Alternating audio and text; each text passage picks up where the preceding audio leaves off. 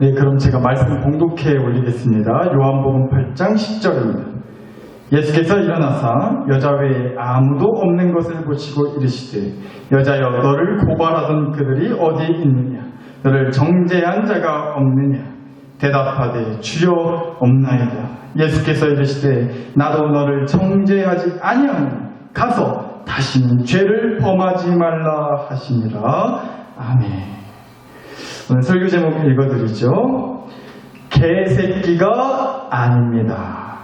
개새끼가 아닙니다 라는 제목으로 오늘 주시는 말씀 함께 나누겠습니다. 추석 연휴가 시작됐죠. 오늘부터 추석 연휴가 시작됐고 내일이면 이제 추석 당일이죠. 근데 뭐 이번 추석은 뭐 코로나다 뭐다 해가지고 연일 뭐 TV에서 또 핸드폰도 그래 아주 불이 날 정도로 하루에 10개씩 문자 오고 그러잖아요. 될 수 있으면 좀 서로 모이지 말라고. 근데 제가 어디 가니까 마을 입구에 이런 현수막도 좀 걸어놨더라고요. 어떤 현수막이었느냐? 대문짝만하게 이렇게 써놓은 거예요. 불효자는 옵니다. 불효자는 옵니다. 불효자는 옵니다라는 말이 있잖아요. 그 말을 패러디해가지고 흉내내서 불효자는 옵니다라는 거예요. 이렇게 써놨더라고요. 그러니까 뭐예요? 오라는 거예요? 오지 말라는 거예요? 오지 말라는 거잖아요. 혹시 모르니까 코로나도 같이 올까 싶어가지고 오지 말라고 너나 나나 할 거 없이 막 조심들 하는 분위기인 거는 같은데, 근데 또 뭐 뉴스를 보면 오늘도 보니까 고속도로에 아주 차들이 바글바글 하더라고요. 어디 놀러 간다 어쩐다 말들 많은데 뭐 각자 선택인 거겠죠. 그거 가지고 뭐라 얘기하려는 건 아니고요. 오늘은 추석 연휴이기도 해가지고 한번 좀 이런 얘기를 나누고 싶다는 생각이 좀 들었어요. 추석이라는 게 또 우리가 이제 명절이라고 하는 게 모처럼 그런 거 아니겠어요? 떨어져 지내던 자주 보지 못했던 가족들이 함께 이제 모여가지고 이런저런 그동안 못했던 얘기도 나누고 또 맛있는 거 먹고 뭐 그런 시간들을 보내는 게 이제 명절이잖아요. 그런데 그러다 보니까 무엇보다 이 명절이 바로 말잔치라고 할 수 있겠더라고요. 말잔치요, 말잔치. 간만에 가족들 또 친척들 형제들끼리 만났으니까 얼마나 할 말이 많겠어요. 요즘 뭐 얘기할 거리가 얼마나 넘쳐나요. 뭐 코로나라고 해서 우리가 뭐 서로 마스크 쓰고 될 수 있으면 서로 말 안 하고 하는 그런 분위기이지만 뭐 그렇다고 오랜만에 만난 가족들끼리 뭐 마스크 쓰고서 서로 얘기도 안 하고 할 말 있으면 뭐 핸드폰으로 문자하고 뭐 그러진 않을 거 아니에요. 서로 말 주고받고 이런저런 참 많은 얘기들을 쏟아내는 게 명절일 텐데, 그래서 아무래도 뭐 이런저런 많은 말들이 서로 오가고 또 그런 말들에 시끌벅적하게 또 웃음꽃이 피기도 할 거고, 또 반대로 오히려 그 말들 때문에 자식 부모 간에 또 형제들 간에 내가 다시는 명절 때 오나 보라고 아주 그냥 대판 싸움이 나서 말 한마디 때문에 남보다도 못한 왼수지간이 돼가지고 부랴부랴 얼른 떠나버리고 마는 그런 싸움이 더러 좀 나는 집도 있는 것 같더라고요. 여러분의 집은 아니길 바라요. 여튼간에 그만큼 모처럼 만난 그런 가족, 형제들끼리 참 이런저런 많은 말들을 주고받게 되는 게 명절이라는 겁니다. 그래서 오늘은요, 바로 그 말이라는 걸 가지고 오늘 주시는 말씀을 통해 우리가 좀 함께 생각해보는 시간을 가졌으면 좋겠다는 생각이 들었어요. 여러분, 우리가 꼭 명절이 아니더라도 하루에 정말로 수없이 많은 말들을 우리가 쏟아내잖아요. 그래서 참 말이라는 게 중요하겠다 싶은 생각이 들었어요. 우리가 안 하면 모르겠는데, 안 하고 살면 모르겠는데 수없이 하는 거니까, 참 많이 하는 게 말이니까 그만큼 중요하다라는 거죠. 또 그래서 잘 해야 되는 거기도 하고. 제가 제 아내와 사귈 때, 결혼하기 전에 연애할 때요, 제가 제 아내의 손을 처음 잡을 때 제가 이랬어요. 아주 그냥 남자답게 터프하게 카리스마 있게 그냥 멋있게 덥석 제 아내의 손을 이렇게 딱 잡은 게 아니고요. 지금 생각해도 참 소심했다고 생각이 드는데, 제 아내한테 이런 거예요. 손 잡아도 되냐고. 손 잡아도 되냐고 물어보고 손을 잡았단 말이에요. 지금 봐도 참 못대가리가 없었던 것 같아요. 우리 김상균 성도님은 안 그랬죠? 아주 그냥 그랬을 것 같아요. 여튼 그렇게 손을 잡아도 되냐고 참 큰 맘 먹고 용기 내서 말을 해가지고 처음 그렇게 손을 잡을 수가 있었는데요. 여튼간에 그렇게 제가 물었을 때 손잡게 해주고 결국에는 결혼까지 해준 제 아내가 항상 그래서 너무 감사한 마음이 있습니다. 이 시간을 빌어서 감사한 말을 좀 드리고 싶어요. 또 말로만 한다고 집에 가서 뭐라 할 것 같긴 한데 여튼 용기 내서 했던 그 말 한마디로요, 평생 남남으로 살았던 남자와 여자가 그렇게 사랑의 인연을 맺고 결국에는 부부까지 되기도 한 겁니다. 그렇다는 거예요. 그러니까 뭐냐면 말이 갖는 힘이 그만큼 크다라는 겁니다. 말 한마디로 평생의 인연이 시작되기도 한다는 거예요.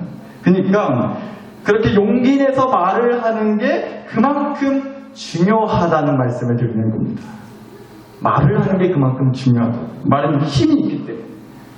근데 사실 이렇게 말을 하기는 저도 하면서도 개인적으로는 참 많이 찔리긴 해요. 여기 앞에 앉아있는 제 아내가 저를 아주 그냥 속으로는 지금 엄청 욕하고 있을 것 같거든요. 아마 이러지 않을까 싶어요. 자기도 그렇게 집에서는 자기가 말하면 대꾸도 안 해주고 평상시에는 말도 안 하면서 성도님들 앞에서는 뭐 말을 해야 된다, 용기 있게 말을 잘해야 된다 이런 말 하고 있다고 아마 뭐라 할 것 같아요. 연애할 때는 그렇게 뭐 말만 하면 맞장구도 잘 쳐주고 잘 들어주고 그렇게 막 재밌게 말해주고 해놓고는 요즘은 뭐 말만 하면 알았다고 그래 됐다고 하면서 말도 못 꺼내게 하고 들어주지도 않고 맞장구 쳐주지도 않고 사기 결혼 당했다고. 우리 성도님들이 그거 아셔야 되는데 이럴 속으로 이런 말 할지 모르겠어요. 근데 여튼간에 우리가 좀 말을 하고 살았으면 좋겠다는 얘기를 좀 드리고 싶어요. 서로가 좀 말을 좀 아낌없이 하는 그런 우리가 되었으면 좋겠다는 겁니다. 간혹 이러시는 분들 계신 것 같아요. 뭘 또 꼭 그렇게 말을 해야 하냐고. 그런 걸 꼭 말로 해야 하냐고. 굳이 뭐 이렇다 저렇다 말할 필요가 있냐고. 뭐 이런 말들을 하시는 것 같아요. 그런데 여러분, 말을 해야 알아요. 말을 해야 알죠. 말 안 하는데 어떻게 알겠어요? 그렇지 않아요?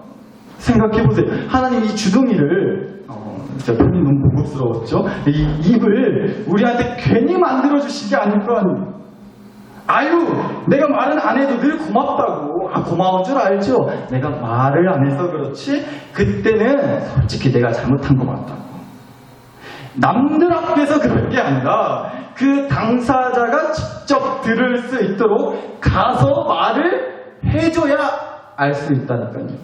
말을 해야 알 수 있다는 거예요. 칭찬 받을만 하면 이거 잘했다고, 장하다고 말을 해줘야 알죠. 뭘 잘못을 했으면 내가 참 잘못했다고, 내가 미안하다고, 내 탓이라고 말을 해줘야 용서를 해주든 뭐라 하든 할 수 있다는 겁니다.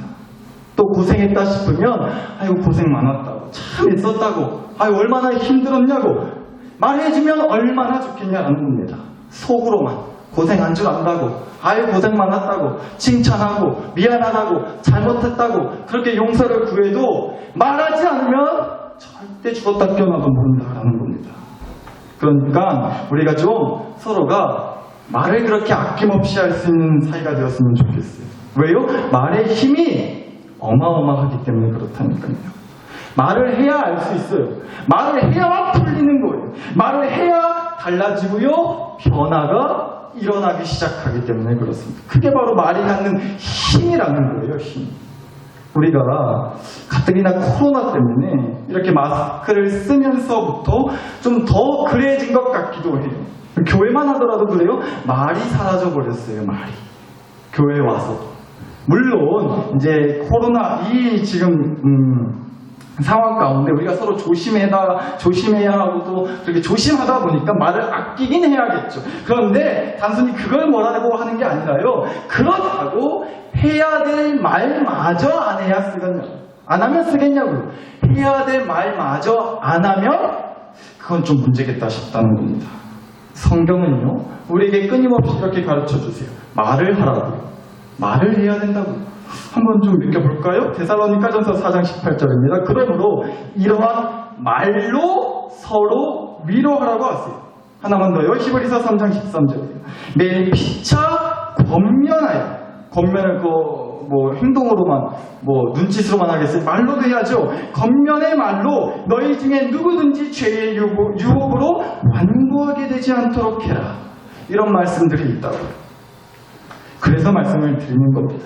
사랑하는 나사렛 교회 식구 여러분, 우리 좀 서로 말하며 살 수 있었으면 좋겠습니다. 말로 위로해주고, 말로 격려해주고, 말로 겉면 이끌어주는 그런 저와 여러분 되기를 그래서 간절히 소망합니다. 그런데 여러분, 우리가 또 이렇게 얘기하고 끝내버리면 우리한테 이런 질문이 남을 수도 있을 것 같아요. 근데 그렇다면 말을 하긴 해야 쓰겠는데 어떻게 해야 한다요? 어떻게 말을 해야 하느냐라는 질문이 남는다는 거죠. 그래서 우리에게는 항상 모델이 있어야 돼요. 모델. 좀 보고 따라할 사람 말이죠. 그런데 우리에게는 두말할 것 없이, 누구 떠올릴 것 없이 우리에게는 최고의 모델이 이미 계세요. 바로 우리 예수님이요, 예수님. 그래서 오늘 주신 말씀을 함께 나누고자 했던 겁니다. 오늘 주신 요한복음 8장 말씀을 보시면 한 여자가 간음을 하다가, 그러니까 어떤 간음이었는지는 모르겠어요. 불륜을 저질렀는지, 남의 남자를 꼬셨는지, 무슨 짓을 하고 다녔는지는 모르겠는데, 여튼 그런 죄를 짓고 현장에서 빼도 박도 못하게 잡혀가지고요, 사람들이 예수님 앞으로 끌고 왔다는 그런 사건이 나오고 있어요. 그런데 오늘 제가 이 사건에서 주목했으면 하는 것은 바로 이때에 예수님이 하신 말이었어요, 말. 그 말에 한번 집중해 보자고요. 8장 5절을 한번 보실게요. 모세는 율법에 이러한 여자를 돌로 치라 명령하였거니와 선생은 어떻게 말하겠나이까? 그 여자를 붙잡아서 끌고 온 사람들이 예수님께 이렇게 질문한 거예요. 실제로 구약성경에 있는 레위기 20장 10절의 말씀을 보면 간음한 죄를 저지른 자는 돌로 쳐 죽이라는 율법 명령이 하나님의 말씀이 있어요. 그 말씀을 지금 가지고서 사람들이 예수님께 여쭙는 거예요. 이 여자한테 뭐라고 하시겠어요? 예수님 같으면 죽여요, 살려요, 어떻게 할까요? 말 좀 해보세요. 이렇게 지금 사람들이 예수님께 다그치며 물어보고 있었다. 그 여자 예수님께서 대뜸 이러셨대요. 갑자기 땅바닥에 손으로 뭐를 쓰셨다는 거예요. 뭐라 쓰셨는지는 성경에 안 나와요. 근데 그러시고 나서요, 사람들이 계속 옆에서 뭐라고 다그치면서 물어보니까 이렇게 대답을 하세요. 니들 중에 죄 없는 자가 먼저 그 여자를 돌로 쳐 죽여라. 니들 중에 죄 한 번 짓지 않은 사람 있으면 그 사람 먼저 나와서 한번 돌로 쳐 죽여봐라.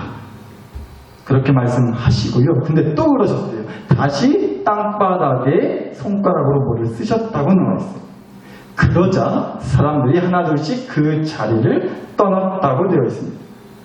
그리고 나서요, 이제 예수님이 드디어 그 죄를 짓고 끌려온 여자 한 명만 단둘이 남게 되니까요. 그러자 예수님이 그제서야 처음 이 여자에게 말을 거세요. 그리고선 이렇게 말씀하셨다고요. 10절과 11절 다시 읽어드리시죠. 예수께서 일어나사 여자 외에 아무도 없는 것을 보시고 나서요. 그리고 이르시되 여자여, 너를 고발하던 그들이 어디 있느냐? 너를 정죄한 자가 없느냐? 11절 대답하되 주여 없나이다. 예수께서 이르시되 나도 너를 정죄하지 아니하노니 가서 다시는 죄를 범하지 말라 하시더라. 그렇게 말씀을 하셨대요.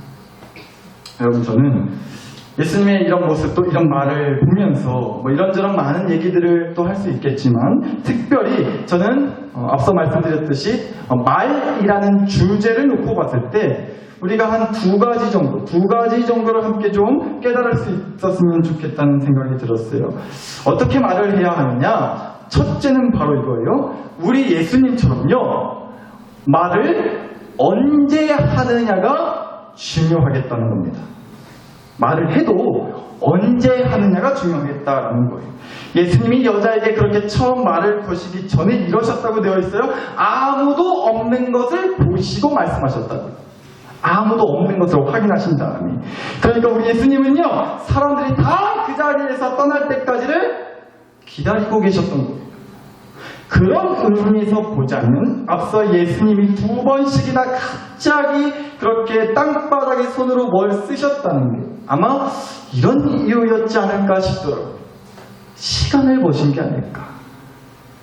시간을 끌라고 그러신 건 아니었을까라는 거예요. 시끌시끌 해가지고 사람들이 하나둘씩 모여들었겠죠. 뭔 일이더냐? 뭐 때문에 그래 난리야? 사람들이 모여들었을 거 아니에요. 근데 뭐 각자 또 일이 있었겠죠? 마냥 죽치고서 계속 그 자리를 지키지는 않았을 거 아니에요. 잠깐 보다가 시간이 좀 지났다 싶으면 각자 자기 할 일 바쁘니까 가던 길을 가거나 떠난 사람들이 생기지 않았겠냐고요. 그 시간을 보려고 하신 게 아닐까? 그 시간을 끌라고 사람들이 다 떠나갈 시간을 보려고 그렇게 땅바닥에 갑자기 난데없이 낙서를 하신 게 아닐까? 그런 생각이 좀 들었어요. 뭐 그랬는지 안 그랬는지는 제가 예수님이 아니기 때문에 확실하게 말씀을 드릴 수는 없겠지만 그런 의도도 혹시 있지는 않으셨을까라는 생각이 들었다고. 그러니까 우리 예수님은요 말할 타이밍을 재셨던 거예요. 타이밍을 보셨다는 거죠. 우리도 그래요. 자식들 혼낼 때 절대 사람 많은 데서 혼내는 거 아니라고 합니다. 부부 사이도 그렇죠. 멋이 어쨌다고 뭐 저쨌다고 사람들 앞에서 큰 소리 치면요 그렇게 사람들 앞에서 네가 잘못했네 네가 문제네 하면요 아무리 맞는 말이라도 기분 나쁜 거예요. 창피한 거죠. 사람들 앞에서 그러면. 그러니까 같은 말이라도 아무리 맞는 말이고 옳은 말이라고 하더라도 언제 하느냐가 그래서 중요하겠다라는 겁니다.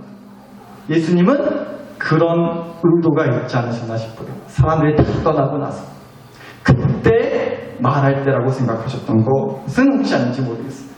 그런 것을 우리 한번 생각해 볼 수 있을 것 같고요. 또 두 번째는요 말을 어떻게 하느냐가 중요하다는 겁니다. 언제 하느냐도 중요한데요 어떤 말을 하느냐도 굉장히 중요하겠다라는 거예요. 예수님을 다시 보죠. 예수님은 죄를 지은 그 여자한테 이렇게 얘기하시지 않으셨잖아요.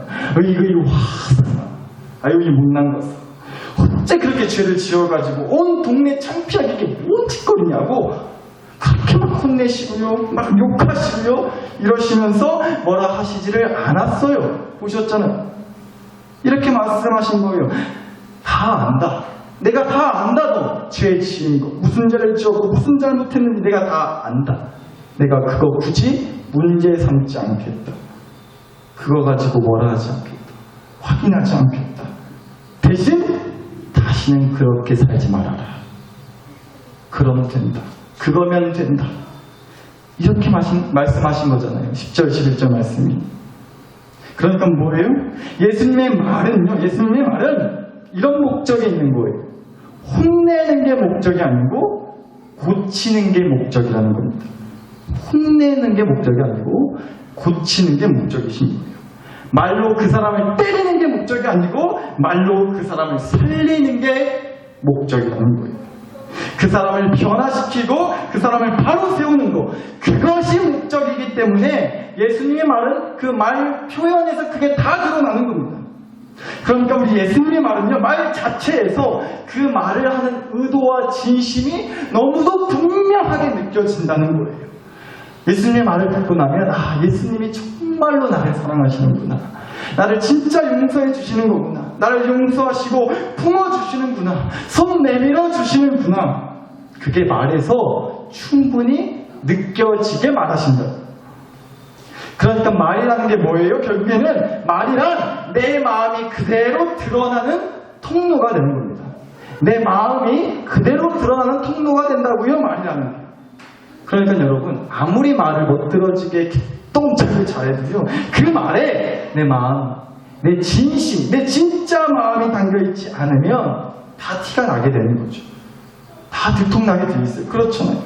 엄마 아빠가 나를 혼낼 때 정말로 엄마 아빠가 나를 생각해서가 아니라 나를 사랑해서가 아니라 그냥 내가 싫어서 죽을 만큼 미워서 창피해서 혼내는 말인지 아니면 나를 정말 너무도 사랑해서 아껴서 그래서 바로 잡아주려고 혼내는 말인지 애들이 다 안다고. 애들이 다 알아요. 그거 모르는 거 아니라는 겁니다. 자기는 뭐 나를 생각해서 하는 말이라고는 하는데 정말로 그 말이 진짜 온전히 내 입장에서 내 마음을 충분히 이해하고 공감하고 하는 말인지 아니면 그냥 말만 나를 생각해서 하는 말이라고 하는 건지 속으로는 그렇게 크게 관심도 없으면서 별 마음 없이 하는 그런 말이 아닌지 우리가 듣다 보면 듣게 되면 다 알 수 있잖아요. 말을 통해 그 사람이 나를 향한 마음이 어떠한지를 우리가 너무도 잘 알 수가 있다는 겁니다. 큰새다 들통난다는 거예요. 그러니까 여러분, 우리가 서로에게 말을 할 때요, 누구보다 그래서 우리 예수님처럼 말을 했으면 좋겠다는 겁니다. 우리 예수님처럼 언제 해야, 또 어떤 말을 해야 듣는 사람에게 정말로 유익이 될까? 듣는 사람이 정말로 변화가 될까? 언제와 어떻게라는 질문을 말을 할 때 우리가 꼭 그래서 했으면 좋겠다라는 겁니다. 예수님처럼 말이에요. 그런데 여러분, 우리가 그럴 수 있으려면 무엇보다 이 마음이 우리 안에 좀 있어야 하겠다 싶은 생각이 들었어요. 이 마음이 말이에요. 내 말을 듣는 상대방, 그게 무슨 내 가족이 됐든 뭐 누가 됐든지 간에 내 말을 듣는 상대방을 향한 마음이 무엇보다 우리 예수님의 마음과 같아야 하겠다는 겁니다. 우리 예수님의 마음과 같아야 한다고요. 여러분, 저는요, 이 오늘 주신 요한복음 8장의 이 가늠한 여인 사건, 이 말씀을 보면 볼수록 이 여자를 향한 예수님의 마음이 바로 이런 마음이겠다라는 생각이 좀 항상 들곤 해요. 어떤 마음이냐? 예수님이 이 여자를 향한 마음이 짠한 거예요. 무엇보다 짠한 마음이 드셨던 건 아닐까 싶어요. 이 여자가 너무 짠한 거라고요. 예수님이 보셨을 때. 이 여자가 정말 돌에 맞아 죽어도 싸다 싶을 정도의 큰 잘못을 했겠죠. 하나 죄 없는 어문 여자를 억울하게 데려와서 막 이렇게 추궁하고 난리치진 않았을 거 아니에요. 분명 누가 봐도 정말 할 말이 없을 정도로 큰 잘못을 했으니까 사람들이 난리를 쳤을 거라고요. 예수님도 아셨겠죠. 돌에 맞아 죽어도 싼 죄인이라는 것을 예수님이 더 잘 아셨을 거라고요. 그런데 예수님이 보시기에 너무 짠한 거예요, 그 여자가. 너무 짠한 거라고요. 왜요? 그렇게 죄인이라고 욕하고 손가락질하고 죽이려고 달려드는 사람은 한 트럭으로 가득한데 단 한 명도 그 여자를 용서해 주자고 말하는 사람이 없는 거예요. 단 한 명도 그 여자의 얘기와 사연을 들어봐 주자고 하는 사람이 없었다고. 단 한 명도 그 여자를 바로 잡아주려고 말을 하는 사람이 없었다는 겁니다. 그게 너무 짠하지 않으셨을까요? 우리 예수님의 마음. 여러분, 우리 주님은요, 우리 예수님은요, 이런 분이시잖아요. 느헤미야 9장 31절입니다. 주의 크신 긍휼로 그들을 아주 멸하지 아니하시며 버리지도 아니하셨사오니 주는 은혜로우시고 불쌍히 여기시는 하나님이십니다. 아멘. 하나만 더요. 야고보서 5장 11절이요. 주는 가장 자비하시고 긍휼히 여기시는 이시니라. 구약과 신약 한두 개만 찾아봐도 이런 말씀이 너무나 많이 나와요. 우리 주님은 자비와 긍휼과 사랑의 마음으로 그 여자에게 그렇게 말씀하셨다고 저는 믿습니다. 다 안다. 네가 잘못한 거. 내가 어찌 모르겠니. 그것도 확인하려고 하는 거 아니다. 그래서 내가 너 그거하고 뭐라 하는 거 아니다. 대신 다시는 그렇게 살지 마라. 하나님 자비와 긍휼과 짠하고 불쌍하게 여기는 마음으로 그렇게 말씀하셨고, 그렇기 때문에 이 예수님의 말에서 우리는 이 주님의 마음을 느낄 수 있는 거죠. 부디 이 예수님의 마음이 우리에게도 있기를 간절히 바랍니다. 그러면 우리의 말도 달라질 거예요. 그런 마음으로 하는 말이라면. 사랑하는 나사렛교회 식구 여러분, 우리 가뜩이나 요즘 힘들잖아요. 코로나 때문에 뭐 때문에.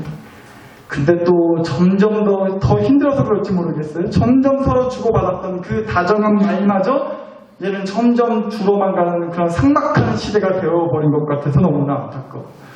그것도 남들도 아니고 내 가족한테 또 내 교회 식구에게 서로에게 말로 위로하고 격려하고 권면해 주고자 하는 우리의 말이 언젠가부터 조금씩 사그라들어가고 있는 것은 아닌지 모르겠다고요. 그래서 오늘 이 시간 함께 좀 우리 마음에 이런 깨달음이 있기를 간절히 바라요. 우리 예수님의 그 자비와 긍휼의 마음으로 우리 사랑하는 가족들에게, 우리 사랑하는 교회 식구들에게 위로하고 권면하고 격려해 줄 수 있게 되기를 간절히 바랍니다. 여러분, 사실 우리 누가 하나 할 것 없이, 너나 하나 할 것 없이 다 짠 하잖아요. 다 짠해요, 정말 요즘. 그렇잖아요. 부모들은 부모대로, 또 자식들은 자식대로, 어른들은 어른대로, 청년들은 청년대로, 학생들은 학생대로. 아니, 오죽하면 어린이집 따위는 7살, 5살 먹은 저희 딸내미들도 요즘 힘들어 죽겠다 그래요. 다 힘들어요, 다. 다 얼마나 짠하냐. 하나같이 다 얼마나 치열하게, 얼마나 고달프게 우리가 그렇게 살아가잖아요, 서로가. 그러니까 말해주자고요, 말. 언제요? 지금요. 어떻게요? 자비와 긍휼, 사랑의 마음으로, 주님의 마음으로. 그러면 말이 달라집니다. 그러면 말이 달라질 줄 믿습니다. 오늘 설교 제목이요, 개새끼가 아닙니다. 또 이상한 제목 들고 와서 좀 그렇긴 한데 이해하고 들어주세요. 개새끼, 우리가 흔히들 하는 대표적인 욕 중에 하나인 것 같아요. 사실은 더 센 욕을 제목으로 하려고 했는데 그건 좀 너무 그럴 것 같아서 그나마 조금 약해 보이는 걸로 제목했어요. 근데 여러분, 사람한테 한번 생각해보세요. 사람한테 아무리 화가 나고 뭐가 어쨌어도 욕을 한다 해도 사람한테 개새끼가 뭐냐고요. 그럼 그 사람 부모는 뭐예요? 개가 되는 거예요? 그렇잖아요. 아니, 아무리 그래도 개새끼가 뭐냐라는 겁니다. 사랑하는 나사렛교회 식구 여러분, 당연한 말이지만 짠하고 고된 하루하루를 살아가는 여러분을 주님께서는, 우리 하나님 아버지께서는 절대로 개새끼라 하지 않습니다. 우리가 어떤 잘못을 했던지 간에, 우리가 오늘 이 말씀의 주인공처럼 주님 앞에 설 수 없는 너무나 부끄럽고 명목 없는 죄인이라고 할지라도 주님은 절대로 그렇게 우리한테 욕하는 분이 아니실 줄 믿습니다. 오히려 이렇게 말하신다고요. 너는 개의 새끼가 아니라 다름 아닌 내 새끼다. 다름 아닌 하나님 아버지의 자녀다. 이렇게 말씀하시는 분이시라고요. 그렇게 격려해 주시고 그렇게 이끌어 주시는 분이 우리 하나님 아버지신 줄 믿습니다. 그래서 말씀하시는 거예요. 그래서 우리에게 말해주시는 거라고요. 이 말씀만 드리고 마칠게요. 제가 어렸을 때, 한 초등학교나 됐을 나이에 우리 교회에, 제가 지금 너무 그때가 오래전이라서 성함 이름도 잘 기억이 안 나고 집사님이셨는지 성도님이셨는지 잘 기억이 잘 안 나긴 하는데 한 할머니 성도님이 계셨어요. 지금은 돌아가신 지 오래되셔가지고 현재는 교회에 이제 나오시는 분은 아니신데, 어렸을 때 제가 이 고창에 와서 자라면서 교회를 나오면 그 할머니 성도님이 저를 그렇게 이뻐해 주셨어요. 월성 그쪽에서 나오신 분이셨거든요. 근데 그 할머니 성도님이 저를 너무나 이뻐해 주시고 귀여워해 주시면서 매주 예배 나오실 때마다 한 주도 거의 빠짐없이, 제가 정확히 기억을 하는데 정말 매주 빠짐없이 사탕을 바리바리, 그 할머니 성도님께서 몇 개 안 되는 사탕을 저를 주겠다고 그렇게 바리바리 싸들고 와서 매주 그렇게 저를 챙겨주셨던 할머니 성도님이 계시거든요. 네, 여러분, 저도 어린 나이에는 어떤 날은 교회에 빠지고 싶고 좀 집에서 놀고 싶고 친구들이랑 놀러 가고 싶고 그랬던 때가 왜 없었겠어요. 그래서 어떤 날은 좀 교회도 안 나오고 싶다, 뭐 그런 마음이 들었단 말이에요. 아무리 교회에서 잘하고 있는 저였지만서도. 근데 그런 마음이 들라쳐도 그 할머니 성도님 주는 사탕이 먹고 싶어서라도 교회 나왔던 적이 한두 번이 아니에요. 그 할머니 성도님 만나려고 교회 나왔던 적이 한두 번이 아니었다고. 제가 이 얘기를 왜 드리느냐, 저는요 그 어린 나이에 그 사탕 쪼가리 몇 개에서 하나님의 사랑을 느낄 수 있었고요, 교회의 사랑을 느낄 수 있었어요. 그 할머니 성도님이 그 어린 꼬맹이한테 줄 수 있는 최선의 선물은 그 사탕 몇 개였다는 겁니다. 그러나 그 사탕 몇 개가 어린 영혼에게 큰 기쁨과 감동이 되었다고요. 큰 선물로 다가왔다고요. 여러분, 이 말씀 드리고 마치고 싶어요. 여러분이 할 수 있는 것 하세요. 여러분이 할 수 있는 거 하나, 줄 수 있는 거 하나 하시라고. 그거 주시라고. 그러면 그 하나 때문에 여러분이 머문 자리가 바뀌게 될 줄 믿습니다. 여러분의 가족이 바뀌게 되는 거예요.